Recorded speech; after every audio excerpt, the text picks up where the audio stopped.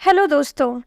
जब भी आप स्पिरिचुअल साधना में उतरते हैं तो एक बहुत ही महत्वपूर्ण टर्म है जिसे कहा जाता है स्पिरिचुअल अटैक या demonic attack, negative energy attack.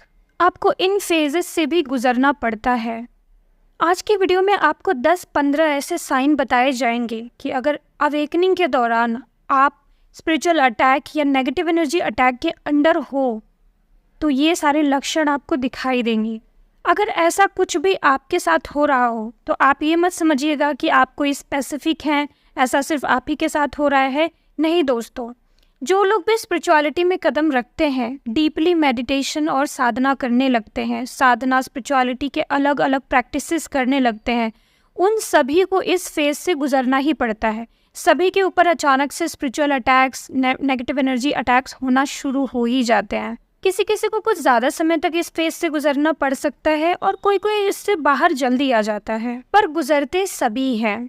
अब जो लोग सिंपल पूजा पाठ कर रहे हैं, भगवान की भक्ति कर रहे हैं, बहुत ज़्यादा डीप मेडिटेशन और इन चीज़ों में नहीं जा रहे हैं, जिनकी अलग से कोई स्पिरिचुअल अवेकनिंग अभी स्टार्ट नहीं हुई है, उनके साथ ये चीज़ें नहीं होती। उनके लाइफ में अगर कोई अप डाउन आए, कोई प्रॉब्लम आए, कोई नेगेटिव एनर्जी फील हो रही है तो उनको अपना पास्ट लाइफ कर्मा, इस लाइफ का कर्मा या फिर कर्मा ही समझना चाहिए, या नेगेटिव ऑरा है आपका, नेगेटिव एनर्जी है तो उसकी वजह से ये चीज़ें आपके साथ हो रही है, वही समझना चाहिए। लेकिन सबसे ज़्यादा ये अटैक्स उन लोगों को होते हैं जो डीपली मेडिटेशन या स्पिरिचुअलिटी में उतरते हैं, जिनका लक्ष्य होता है अपने आप को जानना, रेगुलर मेडिटेशन करके अपनी अंदर की संभावनाओं को जागृत करना, हाईएस्ट लेवल ऑफ एनर्जी पर पहुंचना। उनके रास्ते में बहुत सारी रुकावटें आनी शुरू हो जाती हैं। चलिए, तो सबसे पहले साइन बताती हूँ, उसके बाद बताऊंगी कि ऐसा क्यों होता है और फिर उसके बाद उसका सॉल्यूशंस भी बताऊंगी कि इससे आप बाहर कैसे निकल सकते हैं। तो अगर अभी भी आपके ऊपर स्पिरिचुअल अटैक का प्रभाव है, स्पिरिचुअल अटैक से आप प्रभावित हैं, तो आपको साइन नंबर पहला मिलेगा, आपकी नींद डिस्टर्ब होने लगेगी, नींद में बाधा पड़ेगी। आपको बीच बीच में बुरे सपने आ सकते हैं। अचानक से आप 1 बजे, 2 बजे, 3 बजे विदाउट एनी रीज़न आप उठ जा रहे हैं, ठीक से नींद नहीं आ रही है, बिना किसी रीज़न के आपका स्लीप पैटर्न है वो बिगड़ गया है, रात के 1-2 बजे सो रहे हैं, या जल्दी सो रहे हैं तो जल्दी उठ जा रहे हैं, 3 बजे 2 बजे ही उठ जा रहे हैं, बीच बीच में आपको बुरे सपने आ रहे हैं, नेगेटिव ख्याल आ रहे हैं और आपको अननोन एंजाइटी फील हो रही है जिसकी वजह से आप सो नहीं पा रहे हैं, तो अचानक से आपकी नींद डिस्टर्ब हो जाती है। ये पहला साइन। दूसरा साइन है अननोन रीज़न से थकान महसूस होना। आपने ज़्यादा काम नहीं किया है फिर भी आपको बहुत थकान जैसी महसूस हो रही है, एंजाइटी महसूस हो रही है, जैसे कि आपकी सारी एनर्जी ही गायब हो गई है, सारी एनर्जी खींच ली गई है।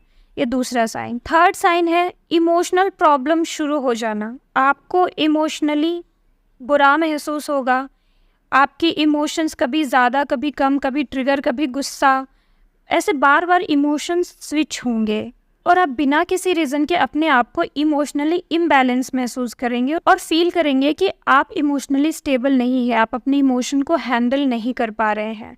चौथा साइन है आपका स्वास्थ्य बिगड़ने लगेगा। बिना किसी रीज़न के कोई बीमारी हो सकती है, बिना किसी रीज़न के आपको खाने की बहुत ज़्यादा आदत पड़ जाए, बिना किसी रीज़न के आपको अचानक ही ऐसा महसूस हो कि आप बहुत पतले होते जा रहे हैं या बहुत मोटे होते जा रहे हैं।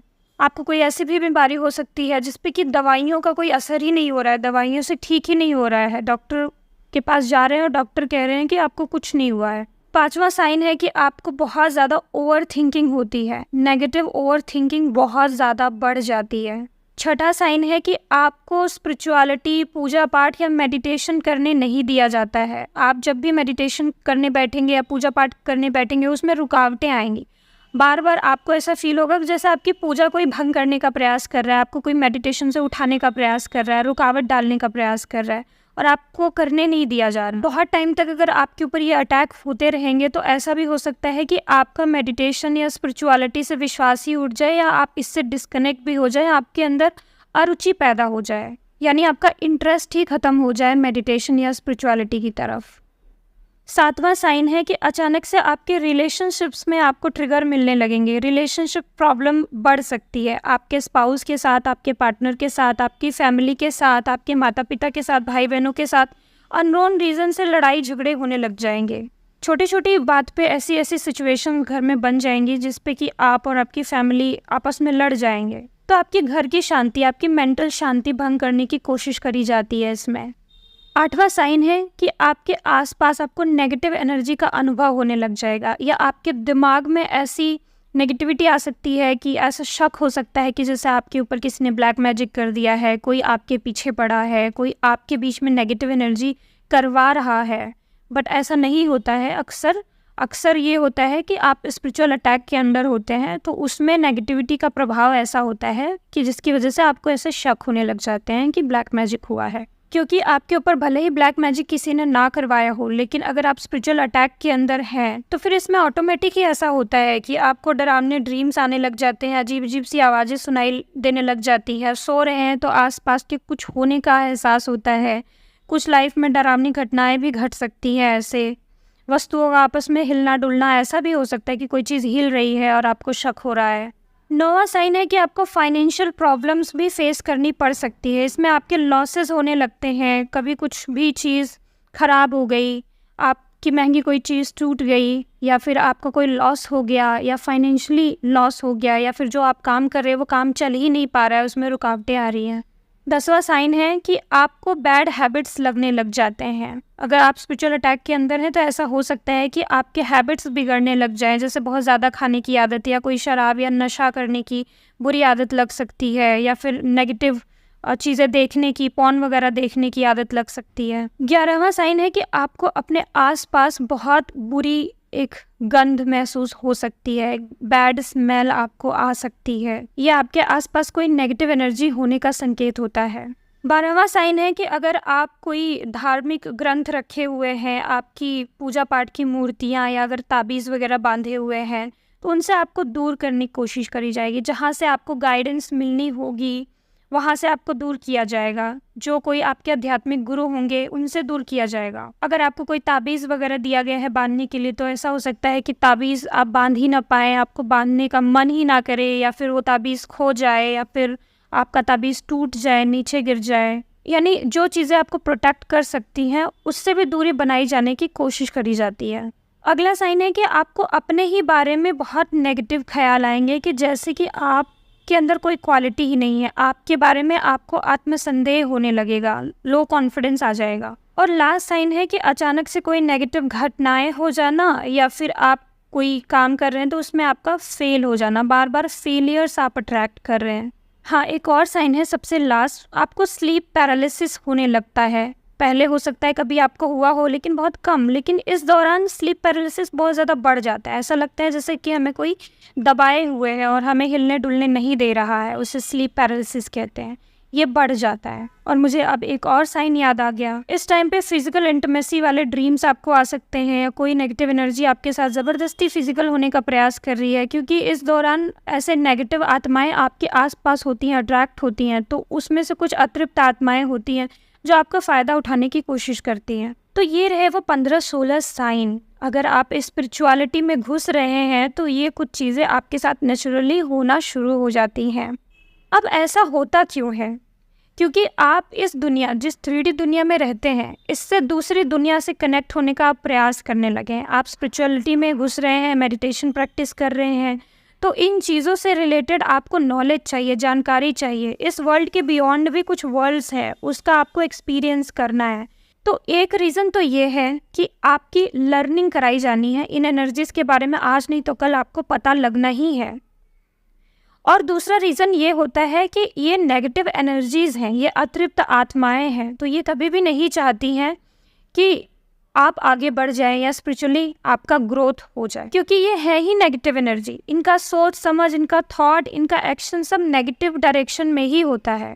तो ये पॉजिटिव डायरेक्शन में सोच ही नहीं सकती है। वो हमेशा आपको पकड़ के नीचे अपने जोन में खींचने का प्रयास करते हैं। इनका स्वभाव ही यही होता है। और कुछ आत्माएं ऐसी भी होती हैं जो मृत्यु के पश्चात भटक रही होती हैं, तो उनको अपनी मुक्ति चाहिए होती है। तो अगर आप अपनी फैमिली में अवेकन हो रहे हैं और स्पिरिचुअल प्रैक्टिसेस कर रहे हैं, तो हो सकता है आपके एंसेस्टर या फिर आपके घर परिवार एंसेस्टर की भटकती हुई आत्माएं आपसे संपर्क करने का प्रयास करें, आपको परेशान करें, क्योंकि उनको आपसे हेल्प चाहिए होती है और अपनी मुक्ति चाहिए होती है। आप साधना कर करके उसका पुण्य फल उन्हें समर्पित करेंगे, तब जाके उन्हें मुक्ति मिलेगी प्रेत योनि से।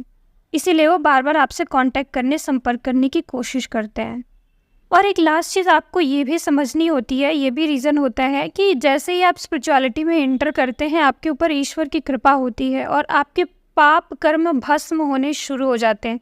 इन नेगेटिव एनर्जीज़ के द्वारा जो आपको सफरिंग मिलती है, जो आपको नेगेटिविटी फील होती है, जो पेन होता है, जो तकलीफ़ें आती हैं, वो सब आपके पाप कर्मों को भस्म करने के लिए होता है। इस प्रक्रिया के दौरान जो दुख, तकलीफ़, दर्द आपको मिलता है, जो प्रॉब्लम्स आपको फेस करनी पड़ती है, वो आप ही के हिस्से की होती है, जो कि आगे आने वाले समय में आज नहीं तो कल आपको फेस करना ही था।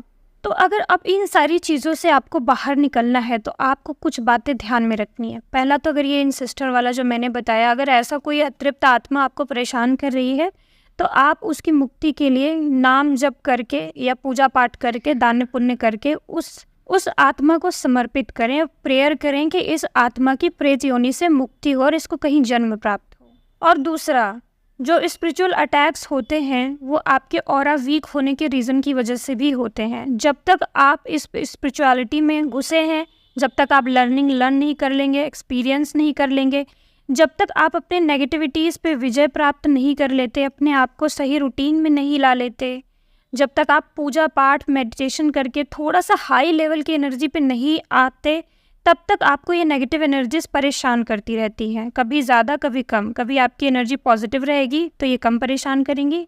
जैसे ही आप नेगेटिव वाइब्रेशन में आए, लो वाइब्रेशन में आए, ये आपको और तंग करेंगी। तो अगर आपके साथ ये स्पिरिचुअल घटनाएँ, स्पिरिचुअल अटैक्स हो तो आपको और अधिक पूजा पाठ करना चाहिए, और अधिक मेडिटेशन करना चाहिए, और अधिक नाम जप करना चाहिए, आध्यात्मिक गुरु से जुड़ करके उनसे सलाह मशवरा करना चाहिए। इस प्रकार से आप अपने पुण्य कर्मों को बढ़ाते हैं, अपनी स्पिरिचुअल एनर्जीज़ को बढ़ाते हैं और आप इस फेज से बाहर आ सकते हैं। इसके अलावा आप जो सुरक्षा कवच मंत्र हैं उनका पाठ कर सकते हैं, शिव तांडव स्तोत्रम या महिषासुर मर्दिनी वगैरह का पाठ कर सकते हैं। और फियर में मत जाइए, गिव अप मत करिए, रेगुलर अपनी स्पिरिचुअलिटी प्रैक्टिसेस करते रहिए, रेगुलर अपना मेडिटेशन करते रहिए, बल्कि और बढ़ा दीजिए। अगर आप अपनी एनर्जी राइज करने, ऊपर उठाने में कामयाब हो जाते हैं तो जल्द ही आप इस फेज से बाहर निकल जाएंगे और ये सारी नेगेटिव एनर्जी आपके आसपास होना बंद हो जाएगी, इन सब का प्रभाव होना बंद हो जाएगा और आप अपनी लाइफ में ग्रोथ करने लग जाएंगे। तब तक आपको जो भी इनके अटैक्स हो रहे हैं, जो ट्रिगर्स हो रहे हैं, उनको हैंडल करने की कोशिश करिए, और रिलेशनशिप में जो प्रॉब्लम्स है उन्हें इग्नोर करके अपने आप को बैलेंस रखने की कोशिश करिए। अपना खान पान सही रखिए और अपने हेल्थ को दवाइयों से मैनेज करने की, बैलेंस रखने की कोशिश करिए। इन नेगेटिव एनर्जी से फाइट करिए, इन्हें फेस करिए और अपने मेडिटेशन को, अपने पूजा पाठ को जारी रखिए। मन ना करे तो भी ज़बरदस्ती करिए, धीरे धीरे ये फेज़ समाप्त हो जाएगा और आपकी परीक्षाएं समाप्त हो जाएंगी। जानकारी अगर आपको पसंद आई हो तो वीडियो को लाइक करें, चैनल को सब्सक्राइब करें, और अगर आपकी कोई और क्वेरी हो तो कमेंट करके पूछ सकते हैं। राधे राधे, जय श्री कृष्णा।